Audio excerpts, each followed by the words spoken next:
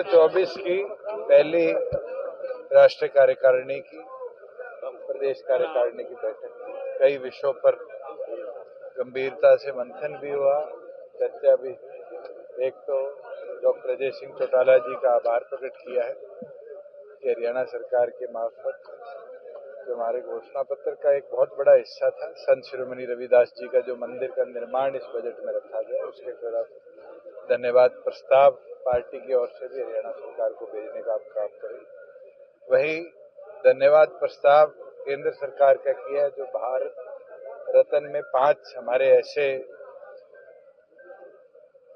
महानुभाव जिनने देश सेवा में अपना समर्पण किया, जो पिछले दिनों में दिए गए हैं। और उसके साथ ये मांग भी हम लिखित में भेजेंगे कि स्वर्गीय काशीराम जी को और स्वर्गीय चौधरी देवीलाल जी को भविष्य के अंदर भारत सरकार भारत रत्न से सम्मानित करने का काम करे।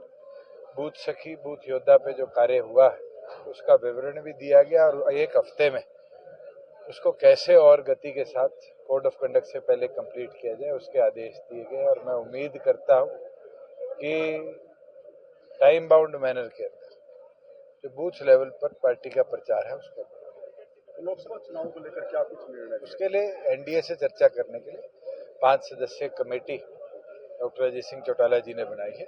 वो 7 दिन के अंदर चर्चा कर अपनी रिपोर्ट पीएससी को देगी। बैठक के बाद पीएससी अंतिम निर्णय। तो लोकसभा कितनी सीटों पर तालमेल बन सकता है? आज के दिन तो एनडीए के अंदर मुझे लगता है कि कल पहली जयंत जी के साथ बैठक हुई और इस तरह की दौर अगले दिनों में चलता रहे। बैठ के चर्चा करके इस पे कोई निष्कर्ष नहीं। सर, कल बीजेपी इंटरनल इशू है, मुझे लगता है वो बेहतर विवरण दे पाए। कल जो बरसात हुई है, ओलावृष्टि हुई है, काफी नुकसान कल रात को ही हरियाणा सरकार ने 15 मार्च तक गिरदावरी जो चल रही थी उसकी सीमा को बढ़ाने का काम किया है, ये देखते हुए कि कल रात तक ओलावृष्टि अलग अलग जिलों के अंदर हुई। किसान के फसल लॉस को 2 से 3 दिन के बाद प्रॉपर ब्यौरा भी हो पाएगा और क्षतिपूर्ति पोर्टल को भी हम खोलने का काम कर रहे हैं। जिस किसान को भी खेत में क्षति हुई है वो क्षतिपूर्ति के माध्यम से अपनी क्षति का ब्यौरा सरकार को देगी। किसान बैठे हुए हैं सर लगातार, और आज पंजाब सरकार हरियाणा की तर्ज पे 14 फसलों का एमएसपी दे दे, मैं कहता हूँ शाम को खत्म हो जाएगी। उनकी मांग तो एमएसपी की है, हरियाणा दे पा रहा है, पंजाब नहीं दे रही, तो फेलियर पंजाब गवर्नमेंट का है। प्रेमलता जी बार बार बयान दे रही है कि जेजेपी को बाहर करो। 4.5 साल हो गए, कोई नया बयान दिया है उनके परिवार ने? ले आओ कोई नई चीज। वो तो पार्टी छोड़ने की भी कह रहे थे, ना पार्टी छोड़े ना हमसे दूर हो पाए, तो वो तो कंफ्यूजन की स्थिति में है। आम आदमी पार्टी और कांग्रेस का गठबंधन हुआ है। कांग्रेस अपने आप को बहुत बड़ा दल मानती है और जिस हिसाब से आम आदमी पार्टी को कुरुक्षेत्र की सीट दी है, मुझे लगता है कांग्रेस को भी बैसाखियों की जरूरत है। एक नया फार्मूला है, क्या चर्चा ये है कि कैंडिडेट जेजेपी का होगा, चुनाव चिन्ह कमल का होगा?